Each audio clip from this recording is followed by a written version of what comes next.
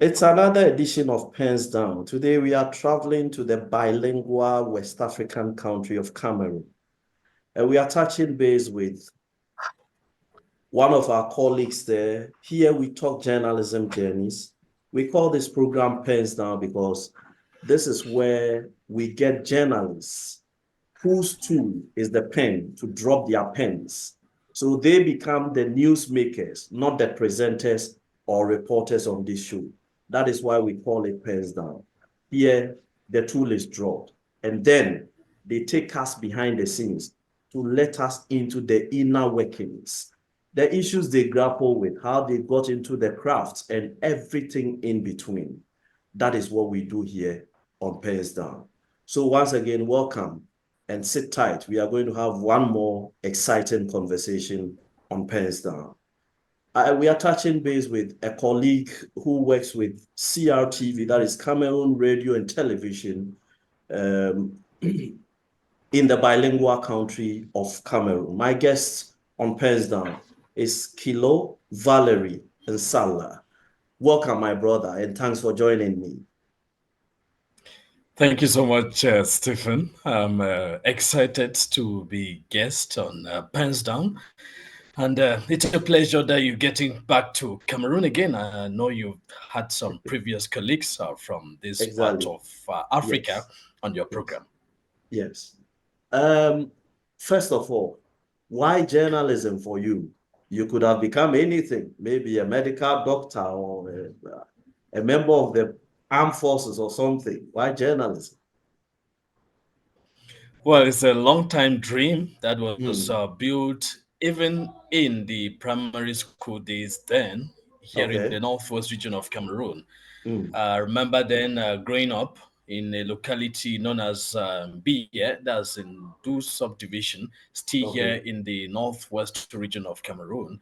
Hmm. And on one of those occasions, when I had some little money being given to me to get some basic things for myself, I rather got a Okay. radio set, still very young in a primary school. And I started listening to the radio. I Hmm. was listening to the national radio here in Cameroon, the Hmm. CRTV, as you indicated. And Okay. from time to time, I would listen to foreign media, BBC. Hmm. And strangely, even though this is predominantly English speaking, I would listen to RFI.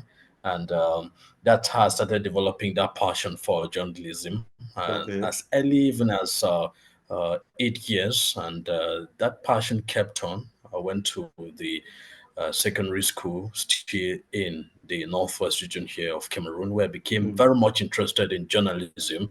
Was part of the journalism club in a local school here known as Government Bilingual High School, Do, where I used to really be a newscaster in those days. They're talking Oh, mostly wow. some local news items around the school, Hmm. issues of discipline, hygiene, and sanitation. Hmm. And I think the idea was that I always wanted to look at society and report issues that concern the ordinary persons, the ordinary population, their plight, their challenges, their fears, their concerns. And that spark came in as early as possible, and I sustained it until I got into the a school for journalism in Cameroon, in Yaoundé, Cameroon, the capital, known as the Advanced School of Mass Communication, ASMAC in Yaoundé. So, in a nutshell, it was about telling other people's stories, Hmm. expressing their plight, expressing their fears and their Hmm. concerns. How long have you been at it? How many years has it been since you started practicing? Well, officially, especially for the state media, I've been in the practice for 7 years or so. But Okay. if you add 2 other years that I've been in the journalism practice after I left the advanced school of mass communication, as much as I Hmm. indicated, you can take it to Hmm. 9 years and roughly getting to 10 years now. Almost 10 years. What assignment would you say has been the most challenging for you?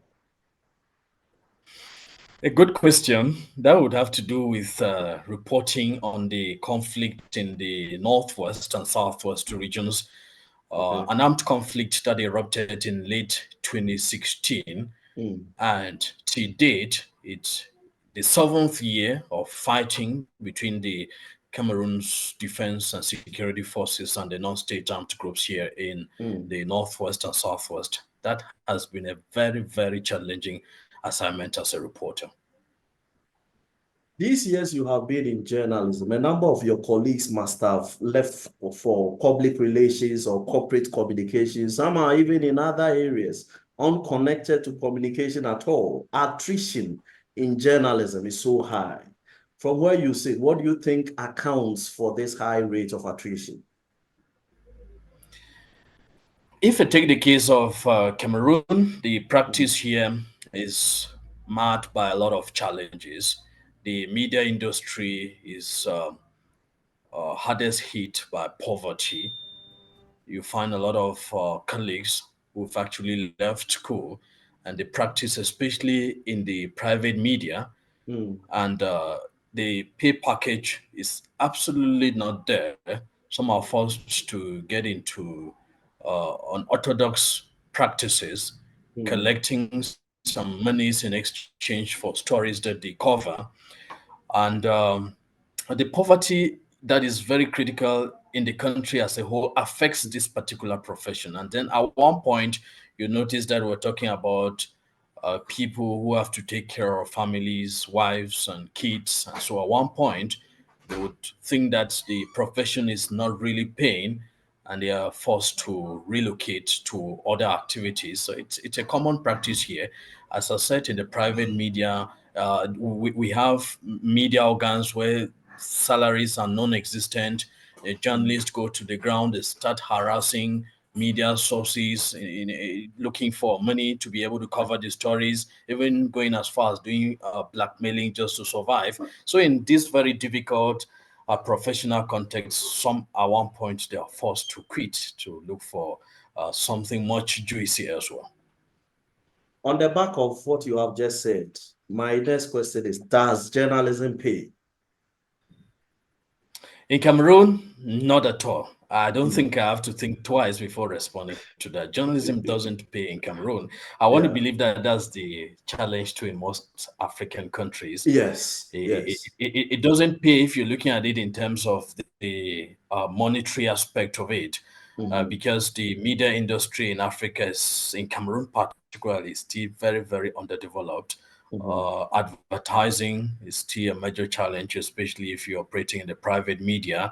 The concerns by some journalists here is that some of the key advertising agencies or companies or even government services tend to issue or hand over advertising opportunities rather to the state media where I work. And so when you also have to look at the issue of trying to generate a lot of content that can also serve as a commercial platform for advertising, it's still a very difficult problem here in Cameroon. Mm. We are looking at social media. How has social media changed the practice of journalism or the face of journalism? In Cameroon, I would say the social media has its advantages and Okay. disadvantages in terms of Right. the journalism practice. Mm. Here in the Northwest, if you can situate it to the prevailing conflict, Okay. we find a lot of hate speech being generated on social media, Mm.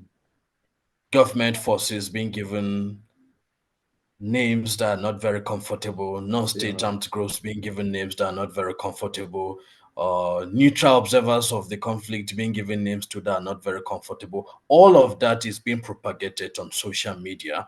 You Mm. also find social media being a vehicle of a lot of misinformation and disinformation, basically speaking, a lot of fake news. We've had to do some trainings on fact checking to deal with a lot of fake news that goes on here on social media. You find pictures of the conflict protagonist being killed in one locality or another. When you want to fact Mm. check, you notice that that's not actually accurate. At one point, you also get declarations that are very inflammatory, especially in the context of the armed conflict, rather escalating it. and not helping to provide a solution. Of course, you'd have to note that most of those who write on social media are what we would call citizen journalists with that basic mastery in terms of the collection, treatment, and broadcast of information. And this becomes a major problem.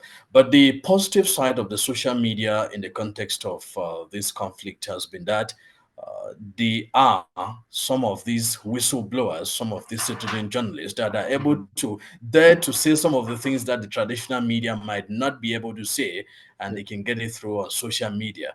They're also able to quickly break stories, a scope, as we locally would call it. They can bring up scopes, but of course, it's left to the traditional media to always verify to ensure that this scope actually has some accuracy to it and they can treat it more in depth.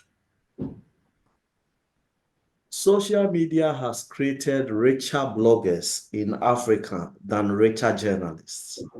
Where did we miss out and what are we not doing right? Why is it that you and I, who are trained to be journalists, are not making a windfall out of social media, but those who are scarcely trained in mass communication are smiling to the bank all the time? What is going on? I think it's a challenge. It's a Yes. challenge for you and I as Mm, journalists to really ask that question and probably reflect on profound answers. Why are bloggers, why are non-professionals really making it on the social media, and those who were trained are not able to make it? You aptly ask. mm, I think that it's an issue of a policy too. The social mm, media would have to, in my opinion, be coordinated in terms of policy actions by government and by associations in charge of journalism to make sure that those who actually master journalism get more space to practice on social media. But what mm, we find today is that every other citizen journalist will find themselves on the social media and they are much quicker in publishing, whether at times unverified information, but they are good to go. And some of us, of course, were being restrained by the traditional norms of broadcast. You have to verify your story, you have to fact check, cross check, and all of that. The much time you take trying to follow the professional canons, the professional laws mm, of the journalism practice, the freelancers. So even the journalists who should not be journalists as such because they are not trained are quickly mm. there broadcasting and going that fast. And today, what I noticed about the audience is that they want quicker information. That much about taking a lot of time to fact check, to cross check. By the time you're doing all of that, those who are quicker in terms of broadcasting this information tend to take the upper hand. In Ghana, we call it Sole, which is the short form for solidarity. In Oh, Cameroon, it is Solé. called gombo or brown envelope. In Nigeria, it Okay. is called brown envelope. Down in Malawi, they call it logistics. In Liberia, they call it CATU or professional services. It has various surnames. That is how I choose to call it, based on where you are located. But we are all talking about that envelope bearing money, which is handed over to journalists after that assignment or that interview with that prominent newsmaker. What is your take on this brown envelope syndrome? It's a serious problem in Cameroon, just like Hmm, you've situated the problem to across many other African countries. hmm, Yes, in Cameroon here, as you've rightly done your research, it's hmm. called gombo, yes, Yeah, or the brown envelope. yeah.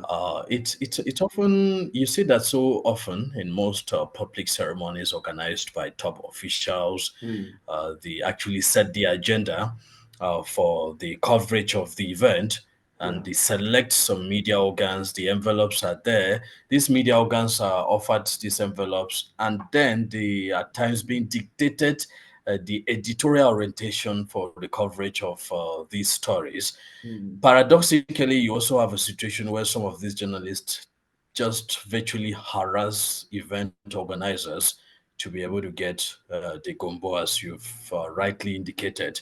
It's a Yeah. chronic problem here. And another disturbing part of it is that even when the story is covered, it's hardly published, or you can see Yeah. it's being published several days or even weeks after.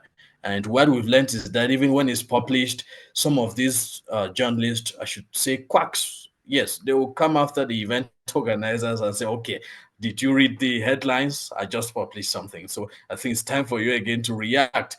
And you also find a lot of defamation going on. Yeah. Politicians would want to pay some journalists to write things about their opponent.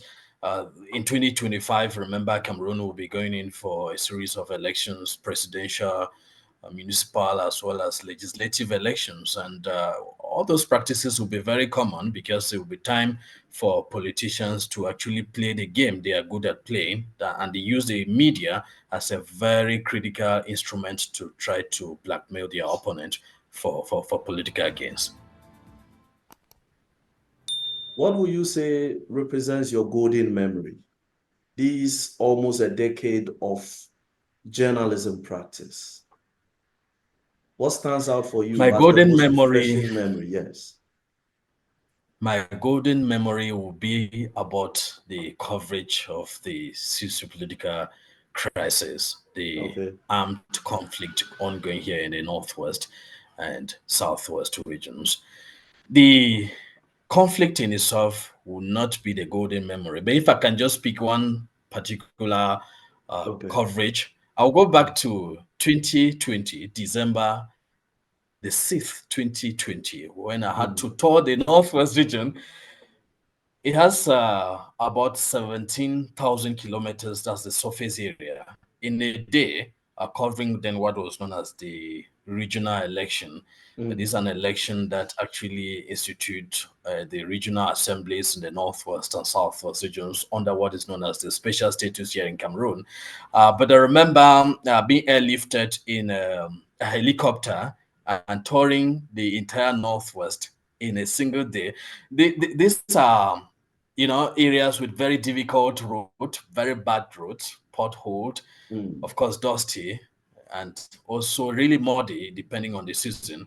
And so you could take several days at times to access just a very short distance locality. But being able to move across the region at such a short pace, I always have memories of that day, the regional election day in 2020. mm. Let me put you on the spot. In the line of duty, these nine, almost 10 years, has there been a time that you have been approached with anything material or monetary that this is the story you are doing, we don't like it, compromise the details or trash the story and then take this? To be honest with you, I've never been approached with Mm, an envelope by a mm, news source saying we don't like this story, try okay. to cover up or try to ignore the story. And it's for one simple reason. Mm, The way I approach the news, it's almost clear to most news sources that I won't compromise in the first place, understand. because I handle very critical programs. And so if you can listen to me on radio, you Mm, get local programs here like The Crucible, which yeah. examine issues very critically, political, Mm, of course, a lot of other issues. They are yeah. very in depth and they are very critical. And they hold a lot of office holders accountable. We also had a defunct program known here as the Scanning Room on the state media. Well, it didn't exist for that long for reasons you can begin to imagine. But basically, I don't give space for any news source to start thinking of even tempting me with an envelope, because that's Mm, just completely out of question. I'm not going to do that. They know it, and each time I approach some of those sources, especially in public event, the interaction is rather an interaction of somebody who's coming again to dig into something or to cause trouble and stuff. So I like the perception because that already prevents me from having any proposals in the light of gombo, as you call it. So I mm. actually don't have that as a major issue at all. Should journalists be licensed? Come again? Will you agree to any calls for the licensing of journalists?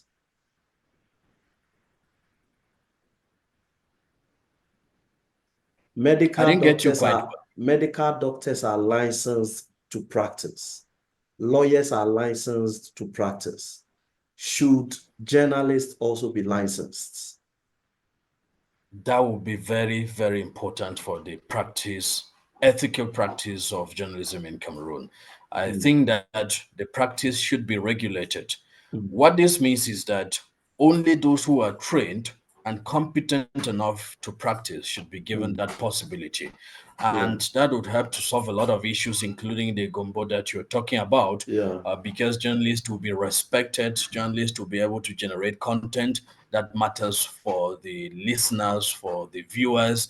They will be able to really be able to be the fourth estate, as they are called here in Cameroon, meaning that they can hold the executive, the judiciary, and of course the legislative arms of government accountable. But if they are not licensed, if everybody can come in, as is known here, garbage in, garbage out, it will be very difficult for us to have credible journalists in the country. I think there were efforts here in Cameroon to try to regulate the media in terms of who is a journalist and who is not, issues of press cards being issued, but it's still kind of chaotic. It's Mm. not properly regulated yet, but I think that that could be better done by independent journalist associations rather being something of a state policy or something like that. It will be a more coordinated thing if journalists within themselves actually come out with stringent measures to identify who are well placed to be called journalists and who are not. I think it has to do with regulations from within the practice rather than from external actors. Mm. Political ownership of the media. We have a lot of politicians and political actors owning and setting up media houses. What is your take on political ownership of the media for a region like Africa, where most of us are nurturing democracies? Is it a good thing, or we are sitting on a time bomb? Obviously, it can't be a good thing because the ownership of the media directly is linked to the content that the Mm. media in question generate, and to also know of issues of editorial orientations. It's just but normal that if a politician gets to own a radio station or TV station, they would want to dictate the content that come out of that media organ. So it won't be good at all, especially when it comes to election years, electoral period. Of course, you don't expect to be a journalist working with a media organ owned by a politician to think that you're going to do some objective reporting, especially when it comes to reporting on issues pertaining to the politician in question. Going to compromise, that one is for sure. Accuracy, tenets like balance, objectivity, of course, they will be wanting. And that's not good for democracy, as you've indicated, because, of course, you cannot hold those politicians accountable. Worst is when these politicians are linked to a political party. It's clear that you would not even try to do something critical about the political party in question. And we've seen this in Cameroon too. Some individuals, politicians owning radio stations, at times being coined community radio stations, but then they tend to dictate a lot. They have a lot of influence in terms of the contents that come out of these media organs, and it's not good at all for the credibility of journalism and the fight for much freedom and democracy across the continent. For the kind of work you do and your unbending position you take, obviously you'll be stepping on some big feet. Has your life ever been threatened in the line of duty because of the impact of some work you have done?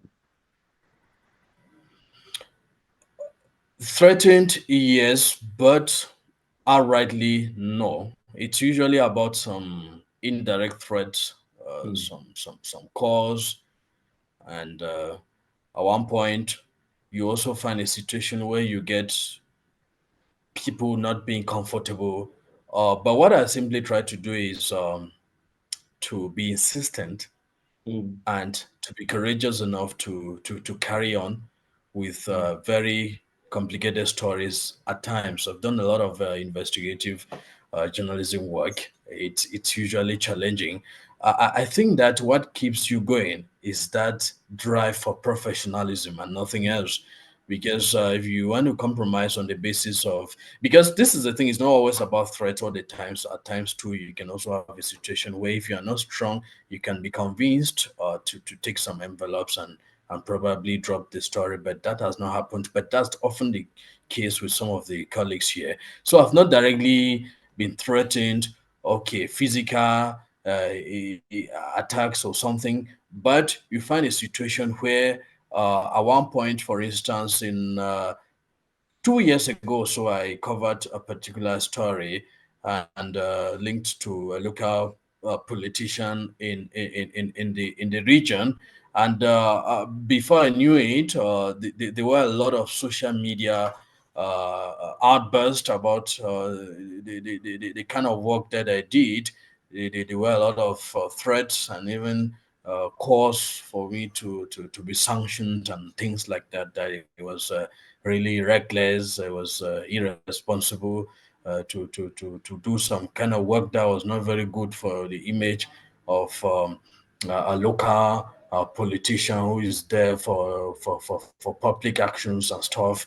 And they went on for about 2, 3, 4 days. There was a lot of pressure for the media for which I work to react to that mm. and to call me to order. But after some time, because the job was done ethically correct, it subsided. But those threats are normally there when you choose to be unbending in the approach to covering your stories. If we should go back into time, 12 years, are you still going to choose journalism? For sure, I will still do that for one simple reason. We have to change the society in which we operate. And I think the best way to do that is to keep holding decision makers, be it public or private, because it's not just an issue of policymakers in the government circles, but also policymakers in the private sector as well for the actions that they take. It's also about bringing out the plight of the suffering masses.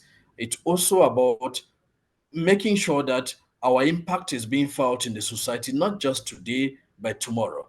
I would like to still do that, probably in a much more managerial position, Okay. if I can still say that, Mm. to make sure that I'm much more maybe tactful in the way I go about it, but of course, really insistent.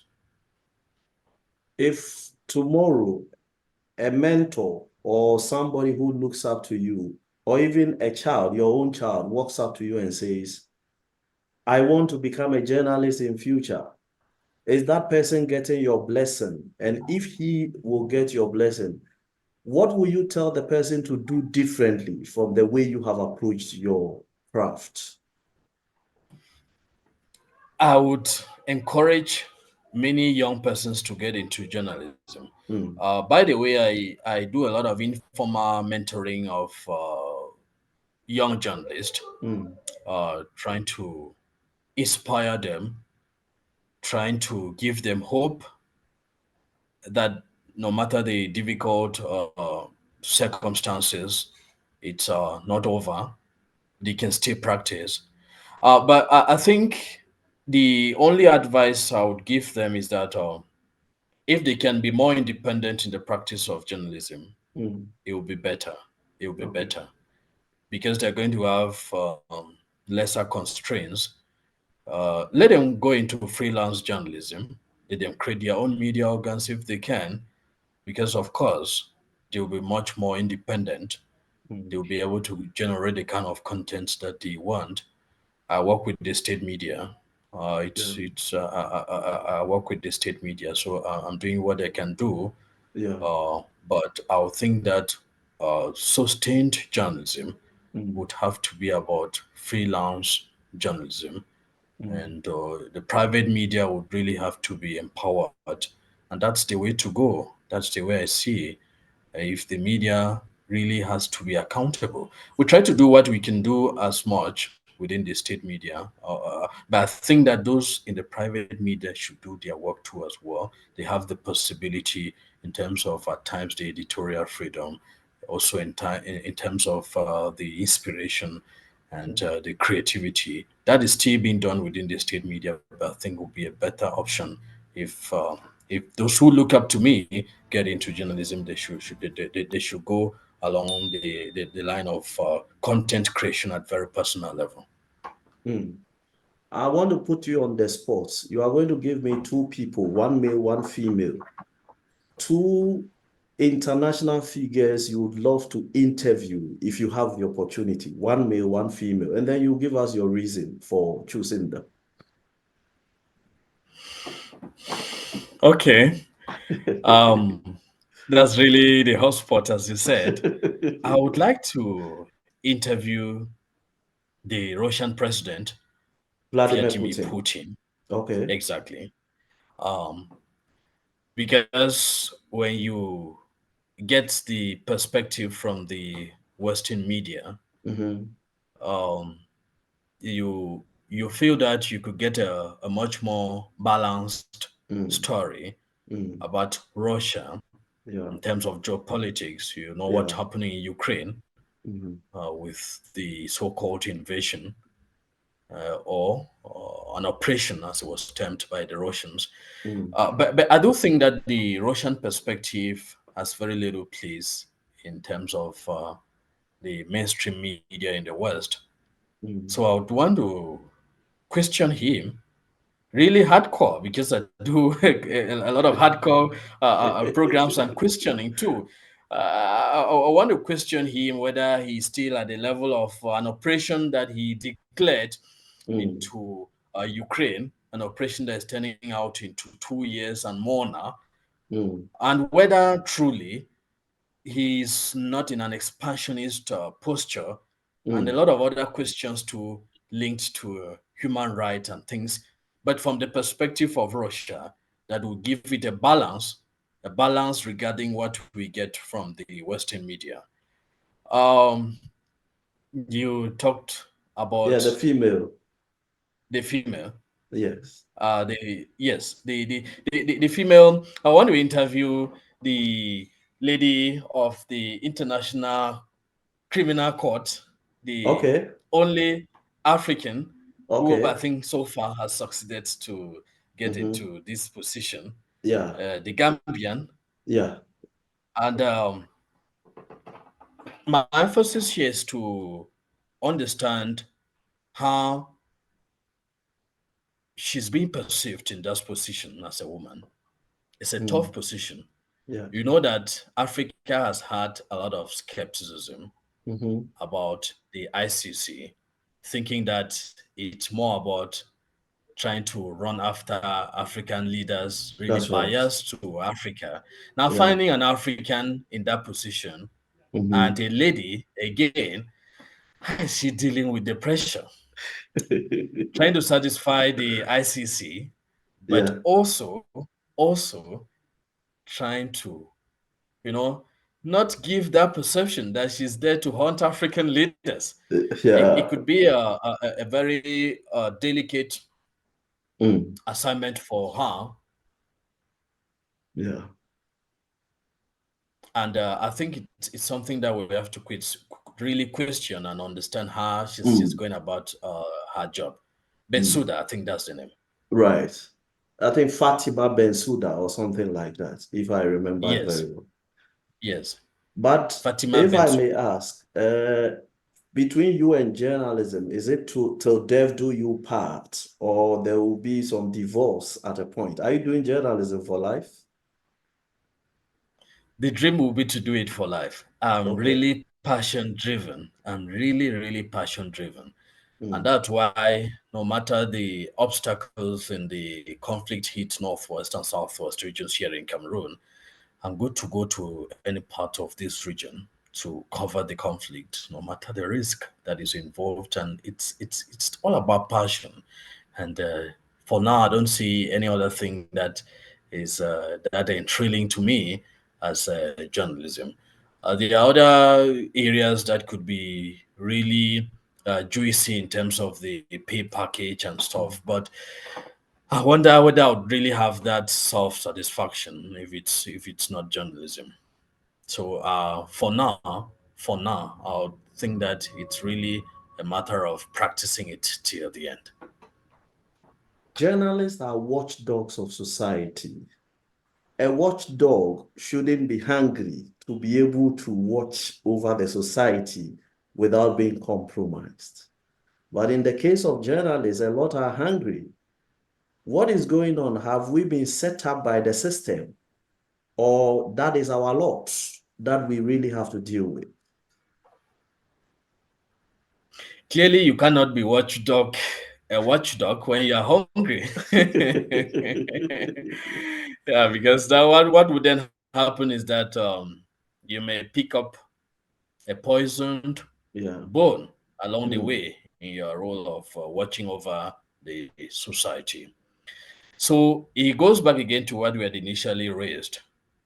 The media industry in Africa would Yeah. have to be self reliant, would have to be economically vibrant for journalists to practice and to really be the true watchdogs.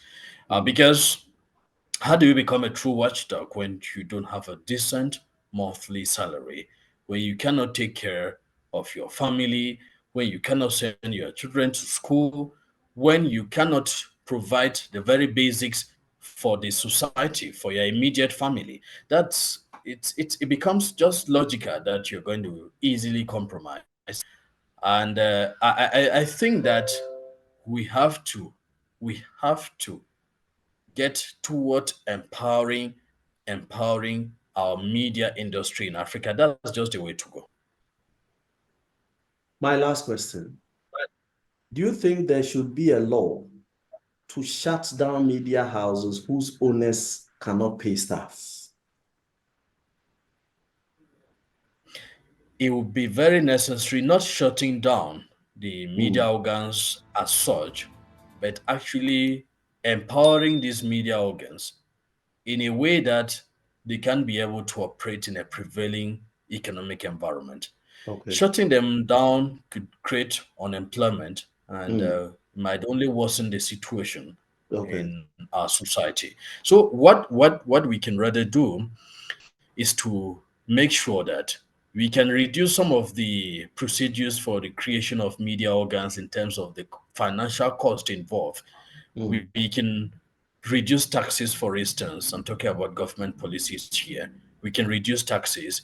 We can add incentives, not through directly from the state to the media organs concerned, but making sure that we create that enabling environment that it's easy to practice without thinking about getting gumbo, as you've rightly indicated. So if we Yes. create this kind of enabling environment, not necessarily shutting down media organs, but we're going to promote the kind of media industry that will flourish. And when they do flourish, they are going to really play their role as the watchdogs of the society, the fourth estate in Cameroon, as we refer to them, being able to hold the powers that be accountable for their actions. Of course, you cannot operate in a society of poverty and expect to have a strong media that performs the role of accountability.